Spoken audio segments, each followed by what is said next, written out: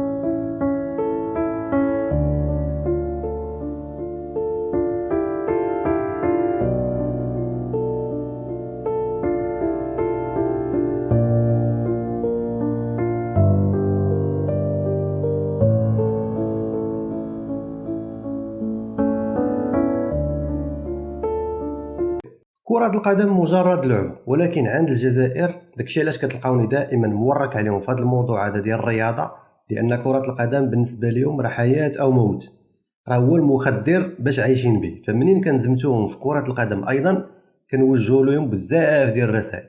شوفوا الحالة ديال اللاعبات كيفاش كانت البارح، شوفوا الحالة ديال المدربة كيفاش كانت لاعبة البارح، لاحظتوا التعابير ديال الوجه ديال المدربة وكارها وما حاملاش راسها ولعبه تحت الضغط. ما يمكنش واحد المستوى ديال الضغط وتقول هذا المنتخب النسوي اللي باقي يلاه بادي المسيره ديالو وتقول لاعبين نهائي ديال كاس العالم ديال المنتخبات الاولى الرجال اللي مشهوره في العالم، والناس لعبوا نهائيات ديال كاس العالم، والمغاربه لعبوا النصف النهائي ديال كاس العالم وما كانش حالتهم هاد الحاله هذه. في نظركم علاش هاد الناس وصلوا لهاد الدرجه؟ لانه مورس على المنتخب الجزائري النسوي واحد الضغط رهيب، ضغط من طرف الدوله، ضغط من طرف المدربه والطاقم ديال التدريب، وضغط ايضا من طرف الكابرانات اون بيرسون، وضغط ايضا شعبي جزائري ما بغاوهمش يخسروا مع المغاربه كيف ما كان. بالمناسبه نتيجه 4-0 فكرتني في نتيجه 4-0 ديال المنتخبات الاولى للرجال فاش لعبنا في مراكش، وكنت حاضر بالمناسبه لهذيك المباراه،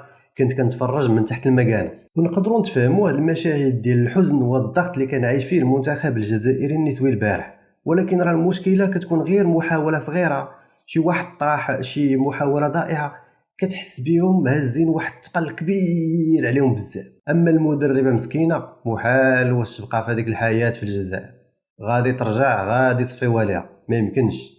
لان الطريقه باش كانت كتخاطب اللاعبات والطريقه فاش بانت بالكاميرا كتبين على انه كانوا قالوا لها شي تحدي، يا اما تربحي المغرب يا اما بلا ما ترجعي، وكنصحك بلا ما ترجعي للجزائر. وتنظن ان المنتخب المغربي كان رحيم مع هاد الجزائريات هادو، منين شافوا مساكن اللاعبين تحت الضغط وغادي يموتوا وجاهم انهيار عصبي وانهيار جسدي والو، ما بقاو متحكمين مساكن في والو، حنوا عليهم وبداو تيضيعوا. لان طريقه التضييع ديال المحاولات المغربيه كانت طريقه بشعه. كتكون راسك راس الحارسه، يعني يا اما تراوغ يا اما تنقل على الحارسه كتعطيها ليها في يدك. يعني لبؤات الاطلس البارح غير داروا مزيان مع الجزائريات باش ما يقتلوهمش ولا يطيحوا لهم الطياره ولا طرا لهم شي حاجه. لان هاد الناس هادو بالطريقه ديال اللعب كيف ما تشوف هاد الملخص الغريب من نوعه، راه ما عمرني بعدا انا شخصيا متابع كبير ديال كره القدم ما عمري شفت شي ناس كيلعبوا تحت الضغط بهذه الطريقه هذه.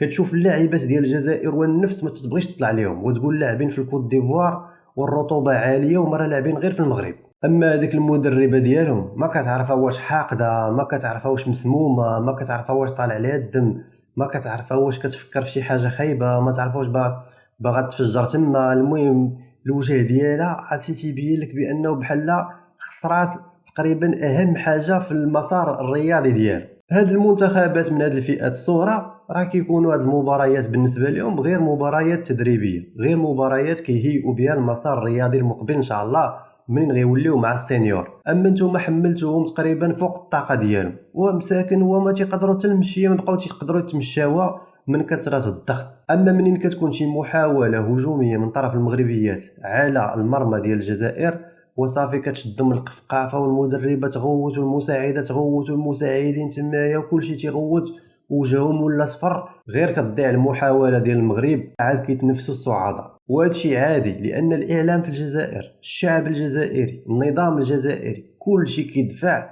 تجاه كراهيه المغرب. يعني بالنسبه للجزائريين البارح فاش كانوا لاعبين المباراه كانت بالنسبه لهم راه حرب مفتوحه مع المغربيين، يا اما الموت يا اما الحياه. صافي بالنسبه لهم الا خسروا هذيك المباراه بشي حصه كبيره صافي راه المسار ديالهم انتهى.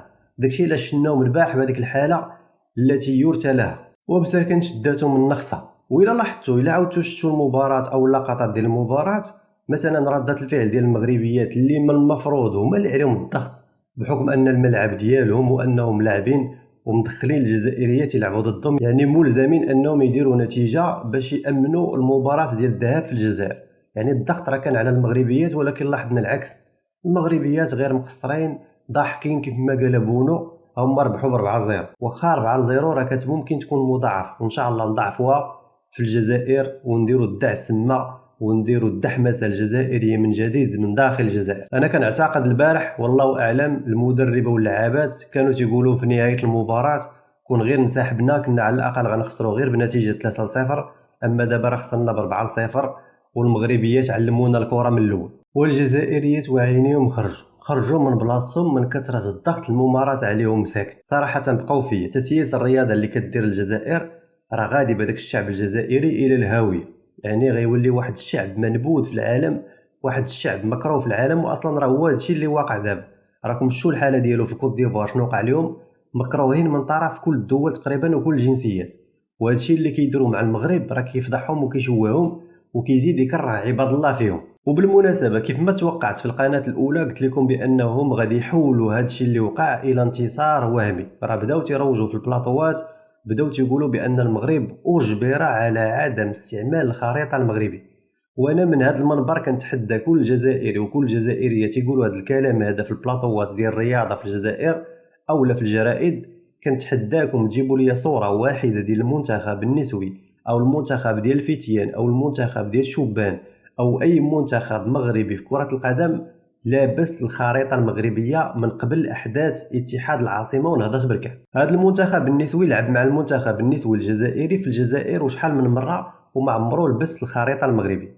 ان شاء الله في المستقبل القريب نديروا الخرائط.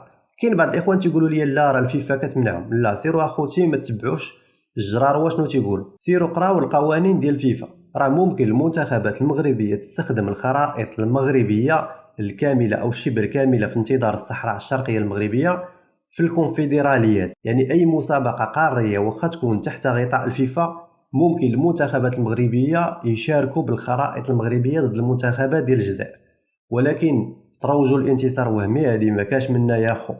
المنتخبات النسوية ما كانوش كيلعبوا بالخرائط، وإلا درنا الخريطة في وسط المسابقة راه غادي نتعاقبوا، لأن الخرائط في الأقمصة خاص يكونوا مصادق عليهم قبل بداية المسابقات. تنظن بأن هذا الضغط اللي شفتوا البارح على اللاعبات الجزائريات غيكون مضاعف داخل الجزائر، لأنهم غادي يخافوا من هزيمة قاسية، خاصة أن المنتخب النسوي ممكن يسترجع هذوك اللاعبات الرسميات اللي ما لعبوش البارح بالليل. يعني البارح لعبوا غير مع المنتخب الثاني النسوي ديال أقل من 20 سنة وشنو دار معهم. أما إلا لعبوا بالمنتخب المتكامل شي 20-0 إن شاء الله في الجزائر. نكتفي بهذا القدر، شكرا على التشجيع والدعم ديالكم للقناة الجديدة. كان معكم حاتم المرهبط، السلام عليكم.